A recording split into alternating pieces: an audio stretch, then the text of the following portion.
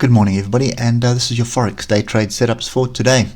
So has the wedge broken, or have we just formed a bigger range? So you've got a pin bar here, we've got a crossover of the moving averages, and there is a clear level which is kind of right over there.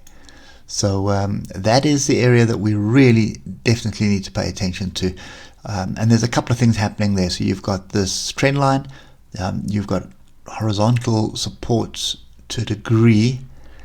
I'll probably have to go back quite far, but there's more than likely something brewing there. You can see there's one area on there. But anyway, you get the picture. You may have to go back quite far to see what is interacting here. It is also the top of the pin bar. You've got an inside, well, an engulfing bar here as well, but you just don't have the close above the tails. So the only thing against this being a bullish setup at the moment above these moving averages is the oscillators have crossed over and pointing down. Could be a potential wedge, but that wedge target could very well have played out. This would have been my target for the wedge, 106616, but it also could have picked up anything here on the smaller time frames, and you can see any one of these tails running up here would have held up price, and that's probably more than likely what has transpired yesterday. And you can see there's a couple of tails, really messy, nothing really to write home about there.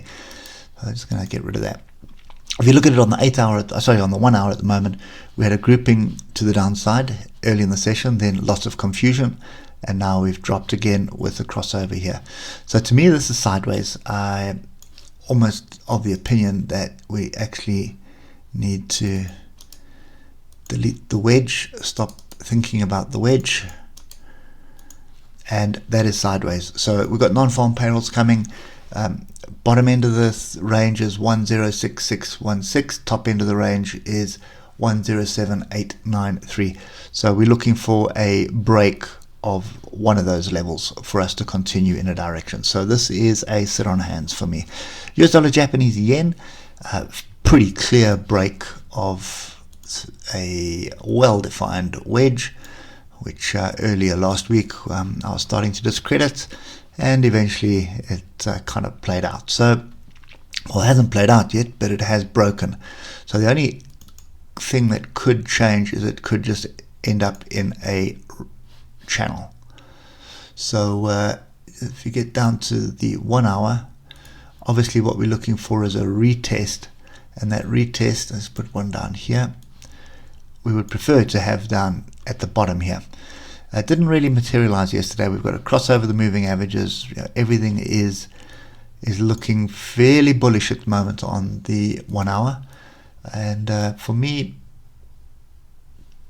there's just way too much structure below that I want tested, and this would be the first area, 128,300. So a pullback onto here would give me an opportunity for buying, and you could probably also look at that area for buying as well. We start dropping below this gap here, that would indicate a potential bearish move, but it could also just come back and test the wedge break and then reverse up at the moment. So at the moment we've got a moving average crossover, we've got everything pointing that we should be looking for longs, but we do have this gap to the downside as well, which could act as a magnet. So I'd be paying attention for pullbacks into these two areas before looking for any longs on that pair. British pound Japanese yen, pretty clear break here of this area, so 161,870, pretty simple setup. I'm looking for a pullback into this area before considering any longs. So 161,870 is the area I want to see a pullback into. Oscillators have crossed over and not quite pointing down just yet, but potentially brewing, so that could very well play out, and not the level I want. There is just one other level to pay attention to, and we did speak about it yesterday, and that's down here at 161,500. So I'm looking for a pullback into this area before looking for any opportunities to the upside. Lastly, Euro British pound, nothing going on here, still sideways on the levels that we've been discussing all week and most of last week. So until those levels give way, there is no opportunity, and you can see the absolute chaos yesterday. Nothing that you can be trading here as a retail trader. This is all institutions trading with their big algorithms, making millions and millions on the 1 second and microsecond charts. So at the moment, level to the upside is 0.85291 and level to the downside is 0.84847. So those are the two areas that need to break. If break to the upside, you're looking for a retest, you're looking for a long, and you basically, doesn't matter which way it breaks, but your first target is going to be the height of the range. So that would be the upside target. You can see makes sense if you look to the left, and that would be your downside target, which will more than likely make sense if you look to the left. There we go.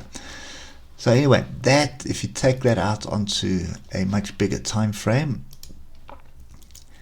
that is your bigger sideways consolidation, and then we're in a big triangle slap bang in the middle of this wider range.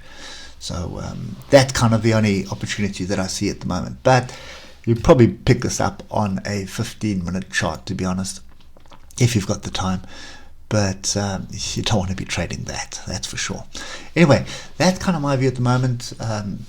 Again, not much going on. It is start of the month, so we just need to be patient, wait for data, wait for everybody to settle down, and then pick a direction for the month and see what's going to transpire. But yeah, some of the markets are poised. Forex is very quiet at the moment, so often the quiet before the storm.